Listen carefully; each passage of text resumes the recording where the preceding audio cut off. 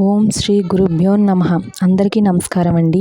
29/7/2026 అనగా బుధవారం నాడు గురు పౌర్ణమి పడింది. ఈరోజు మనం ఎవరిని పూజించాలి, ఎలా పూజించాలి, ఏ నైవేద్యం పెట్టాలి అనే విషయాలను ఈ వీడియో చివరి వరకు చూడండి, నేను చెప్తాను. మన భారతీయ సనాతన సాంప్రదాయంలో తల్లిదండ్రుల తరువాత గురువులదే అదే స్థానమని మన ధర్మం చెబుతుంది. గురు పౌర్ణమి అంటే గురువులకు కృతజ్ఞతతో వాళ్ళను గౌరవిస్తూ జరుపుకునే పండుగ. అజ్ఞాన చీకటిలను తొలగించి జ్ఞానం అనే దారిని చూపే వారే గురువులు. మన పురాణాల ప్రకారం వ్యాస భగవానుడు ఈరోజే జన్మించాడు. అందుకనే మనం దీనిని వ్యాస పూర్ణిమ అని కూడా పిలుస్తాము.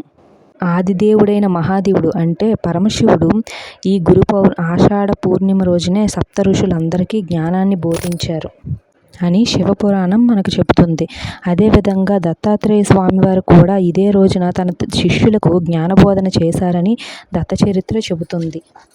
ఈ రోజున మనము అందరం కూడా గురువులను లేదా వ్యాస భగవానుల వారిని పూజించడం వలన గురు దీవెనలు మనకు నిండుగా లభిస్తాయి. ఈరోజు శుభ సమయాలు తెలుసుకుందాం. జూలై 28 మంగళవారం సాయంత్రం 6:18 మనకి గురు పౌర్ణమి అనేది ప్రారంభమవుతుంది. అదేవిధంగా జూలై 29 బుధవారం రాత్రి 8:05 ముగుస్తుంది.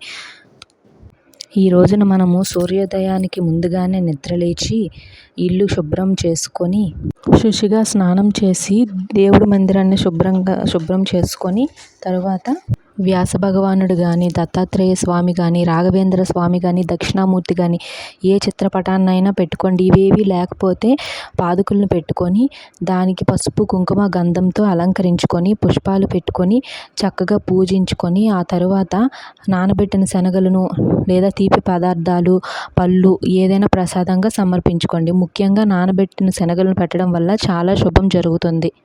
ఓం శ్రీ గురుభ్యో నమః అనే మంత్రాన్ని 11 సార్లు జపించుకోండి. గురు పాదుక స్తోత్రం, గురు అష్టోత్తరం ఇలా ఏదైనా గురువుకు సంబంధించిన స్తోత్రాలు పఠించుకోండి. ఉదయం పూజకు వీలు కాని వాళ్ళు సాయంత్రం 6:30 నుండి 7:30 లోపు పూజించుకోండి.